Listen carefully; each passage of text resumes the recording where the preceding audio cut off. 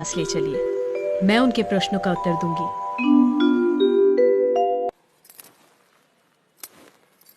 राजन, मैं प्रमाण देने के लिए तैयार हूं, पर उससे पहले मैं कुछ चाहती हूं। क्या चाहिए?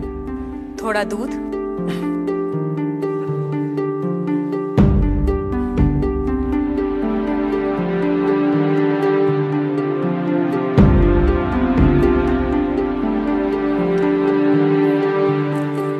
राजन, इस पात्र में आपको क्या दिखाई दे रहा है?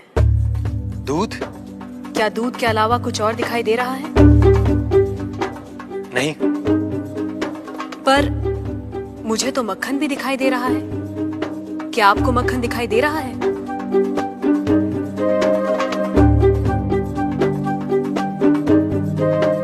नहीं। पर राजन, क्या इसमें मक्खन नहीं है?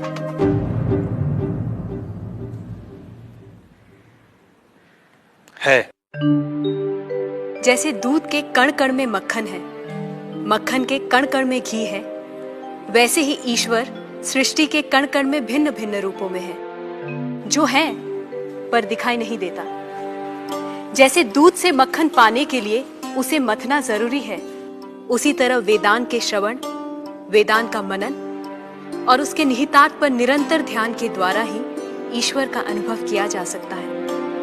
राजन, क्या आपके पहले प्रश्न का उत्तर आपको मिल गया? मैं मान लेता हूं, पर वो किसे देख रहा है? किस ओर देख रहा है? क्या मुझे एक जलती हुई मोमबत्ती मिल सकती है? राजन, ये रहा आपके दूसरे प्रश्न का उत्तर। प्रकाश की ये लौ कहां देख रही है? किसे देख रही है? ये सभी को देख रही है। सभी और देख रही है। राजन, जिस तरह इस मोमबत्ती का प्रकाश चारों ओर फैला हुआ है, उसी तरह ईश्वर की चेतना चारों ओर फैली हुई है, और उसी चेतना के कारण हम चलते हैं, बोलते हैं और सुनते हैं। जैसे ये प्रकाश सभी ओर देख रहा है, वैसे ही ईश्वर सभी ओर देख रहा है।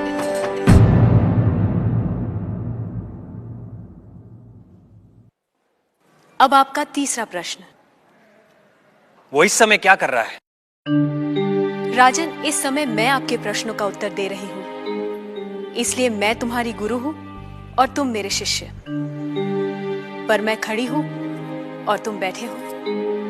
यदि अपने प्रश्न का उत्तर चाहते हो तो तुम्हें मुझे अपना आसन देना होगा।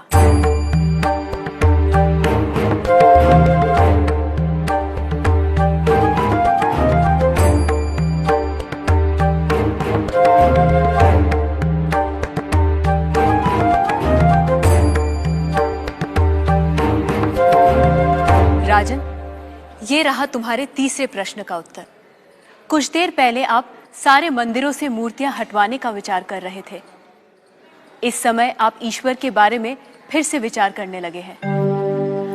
आप मेरे स्थान पर खड़े हैं और मैं आपके सिंहासन पर बैठी हूं। इधर एक राजा को सामान्य नागरिक का स्थान और एक सामान्य नागरिक को राज सिंहासन दे सकता है। ये आप देख रहे हैं। आप मेरे स्थान पर और मैं आपके स्थान पर बैठी हूं।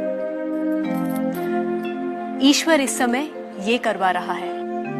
उस अनंत और असीमित शक्तियों के स्वामी, जिसने ये सुंदर, अद्भुत, विस्मयकारी और महान संसार रचा है, जिसमें सूर्य, चंद्र, तारे, ग्रह, नक्षत्र अपने अपने स्थान पर स्थिर और गतिमान है, जिसके कण कण में एक व्यवस्था है।